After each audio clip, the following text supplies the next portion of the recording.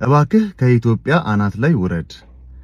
ታሪክ ራሱን ይደግማል ወይስ እኛ የታሪክ እስረኞች ነን? በኪነ ጥበብ ስም የሚከፈሉ ዋጋዎች፣ በፖለቲካ ስም የሚፈሱ ደሞችና ውጡልኝ በሚል መፈክር የሚፈናቀሉ ንጹሃን ዛሬም የኢትዮጵያ የቁም ስቃይ ሆነው ቀጥለዋል። እንደ ቴዎድሮስ ካሳሁን፣ ገርማሞ፣ ቴዲ አፍሮ ያሉ የህዝብ ልጆች በዜማቸው የህዝብን ብሶት ሲያስተጋቡ፣ እንደ ዮሳን ጌታሁን ያሉት ደግሞ ህሊናቸውን በመሬት ካርታና በጥቅማ ጥቅም ለውጠው የስርዓቱ ድምፅ ሆነዋል። ከአዲስ አበባው የኮሪደር ልማት ሮሮ እስከ ደቡብ አፍሪካው የግፍ ግድያ፣ ከቴዲ አፍሮ ስቱዲዮ መታገድ እስከ አማራው የዘር ጭፍጨፋ ድረስ ያለው ሰንሰለት አንድ የሚያገናኘው እውነት አለ።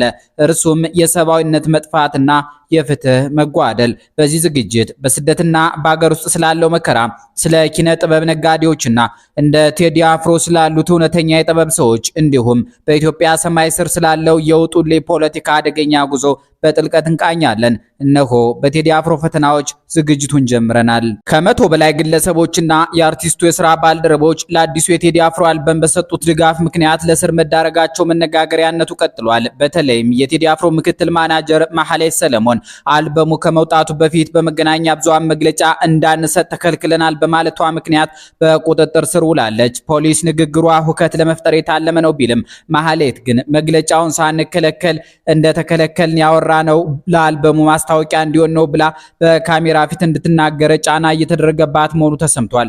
ይህንን የግዳጅ ቃል ከተናገረች እንደምትለቀቅ ቃል ቢገባላትም የመንግስት የዘጋቢ ፊልም ዝግጅት እስኪጠናቀቅ ድረስ ከጠበቃዋ ጋር እንዳትገናኝ ተከልክላለች።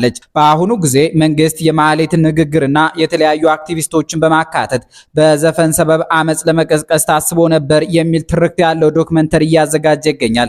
ከዚህ ጋር ተያይዞ የቴዲ አፍሮ ስቱዲዮ በታጠቁ አካላት መዘረፉ ቢነገርም ፖሊስ ግን ምንም አይነት ዘረፋ አለመኖሩን ገልጾ የህንፃው ጥበቃዎች ስቱዲዮ አልተዘረፈም የሚል ምስክርነት በካሜራ እንዲሰጡ እያደረገ ነው። ፖሊስ አርቲስቱ በሰላም ቤቱ እንደሚገኝ ቢገልጽም በሱ ዙሪያ ያሉ ሰዎች ግን ጥቃት እየደረሰባቸው መሆኑን መረጃዎች ይጠቁማሉ። በሌላ በኩል የአዲስ አበባ ከተማ ከንቲባ አዳነች አቤቤ በቴዲ አፍሮ ዳስጣር ዘፈን ውስጥ ለተነሱት የከተማ ነዋሪዎች መፈናቀል ቅሬታዎች ምላሽ ሰጥተዋል። ከንቲባዋ ከመሃል ከተማ የተነሱ ነዋሪዎች በደስታ መሄዳቸውን በመጥቀስ እንደ ቴዎድሮስ ካሳሁን፣ ገርማሞ፣ ቴዲ አፍሮ ያሉ አርቲስቶች ወደ ጣፎና ሲሲዲ ቅንጡ መንደሮች የሚሄዱት ለጭፈራና ለቅንጡ ኑሯቸው እንዲመቻቸው ነው ሲሉ ተሳልቀዋል። እነሱ ለምንድን ነው ለገጣፎ ድረስ ቤት ገዝተው የሚሄዱት? ካንትሪ ክለብ መሃል አዲስ አበባ ነው እንዴ ለገጣፎ? ጨዋታው ግልጽ ነው። ሆኖም በኮሪደር ልማት የተገፉ የፒያሳ አራዶች በቴዲ ዘፈን ብሶታቸውን እየገለጹ ይገኛሉ። ይህ በእንዲህ እንዳለ የኦሮሞኛ ሙዚቃ አቀንቃኝ ዮሳን ጌታሁን አገር ለሞተባቸው የህሊና ጸሎት እናድርግ በማለት በቴዲ አፍሮ የሀዘን መግለጫ ላይ ያደረገው ማላገጫ ከፍተኛ ትችት እያስከተለበት ነው። እስቲ ዘፈኑ ከመጀመር ሀገር ለሞተችባቸው የህሊና ጸሎት እናድርግ።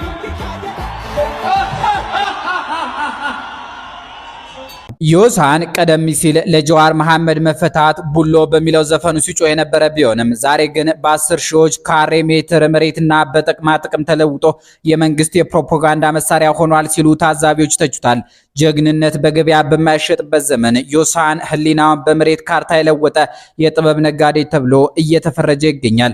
በተቃራኒው ቴዲ አፍሮ በአገራዊ ስነ ልቡና ውስጥ ሚዛንና የታሪክ ድልድይ ተደርጎ ይወሰዳል። የሱ ዝምታ ለደጋፊዎቹ እንደ አብይ ጾም ቢረዝምም አዲስ ዜማ ሲለቅ ግን የአገሪቱ አየር ባንዴ ይቀይራል። ቴዲ አባቱ ካሳሁን ገርማሞ የመከሩትን ከኪነት ራቅ የሚለውን ምክር ወደ ጎን በማለት ሙዚቃን የህይወቱ መመሪያ አድርጎ ለኢትዮጵያዊነትና ለታሪክ መቆሙ ይነገራል። በአንጻሩ በታዋቂ አርቲስቶች የሚፈጸሙ አስነዋሪ ድርጊቶችም ትኩረት እየሳቡ ነው።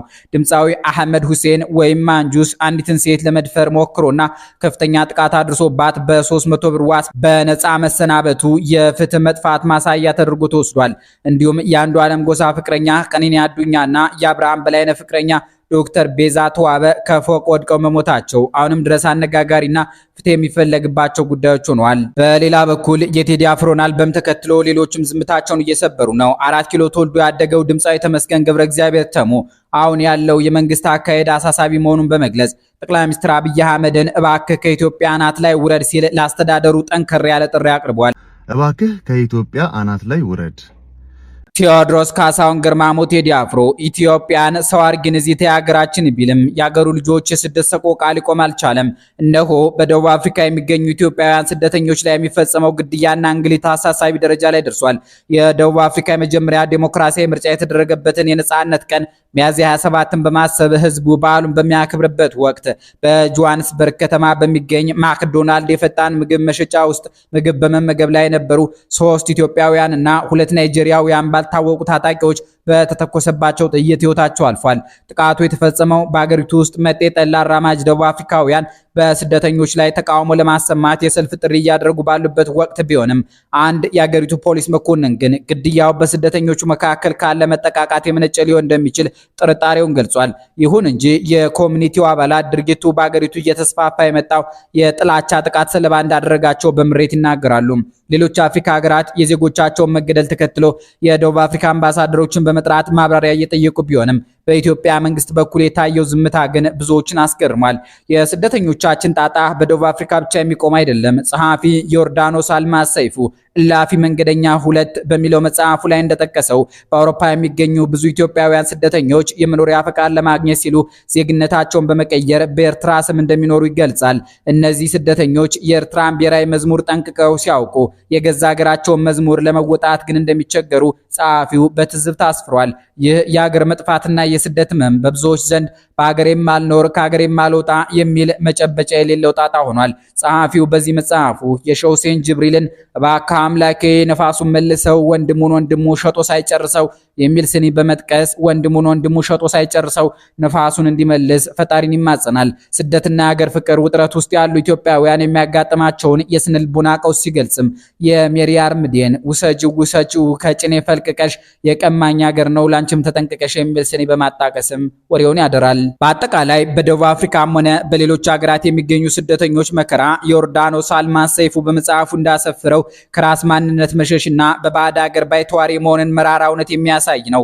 የሰማው ሲሄድ ያልሰማው ሲመጣ እንደሚባለው ይኸው አወራረድ የኢትዮጵያውያን የስደት ጉዞና መከራም ዛሬም እንደቀጠለ ነው። በዚህ የተነሳ በደቡብ አፍሪካ ለተገደሉት ወገኖቻችን መንግስት ተገቢውን ትኩረት ሰጥቶ ዜጎቹን ከጥቃት እንዲታደግ ጥሪዎች እየቀረቡ ነው። ጸሐፊ ደብተራ በደቡብ አፍሪካና በኢትዮጵያ ወቅታዊ ሁኔታ ላይ ያተኮረውን የውጡልኝ ፖለቲካ አደገኛነትና ውጤቱን እንደሚከተለው አሳምረው አቅርበውታል።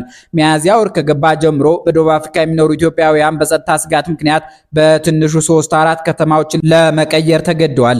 ደቡብ አፍሪካን ያህል የሰለጠነች ሀገር በዚህ ልክ በጥቁር ጠልነት ወይም በዜኖፎቢያ እንድትታመስ ያደርጋት ዋነኛው ምክንያት ፖለቲከኞች ራሳቸውን ያስተዳደር ክፍተትና የኢኮኖሚ ውድቀት ለመሸፈን ስደተኞችን እንደ መደበቂያ ጋሻ መጠቀማቸው ነው። የአገርን ማጽዳት በሚል ስያሜ የሚንቀሳቀስ የውጡልኝ ፖለቲካ ዛሬ መልኩን ቀይሮ ወደ ተደራጀ ዝርፊያና አካላዊ ጥቃት ተሸጋግሯል። እንደ ጸሐፊው ገለጻ ስደተኞች የችግሩ ምንጭ ሳይሆኑ የችግሩ ሰለባዎች ናቸው።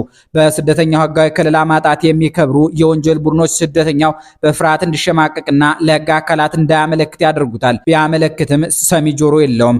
ይህ ድርጊት የፓን አፍሪካኒዝም መንፈስን የሚነድና በሰው ደም ላይ የሚቆመር አደገኛ የፖለቲካ ቁማር ነው። ይህ የውጡልኝ ፖለቲካ በታሪክ ውስጥ እንደ ሩዋንዳ፣ ፖላንድ፣ ጀርመን እና አርሜኒያ ያሉ ታላላቅ የዘር ፍጅቶች መነሻውን አልፏል።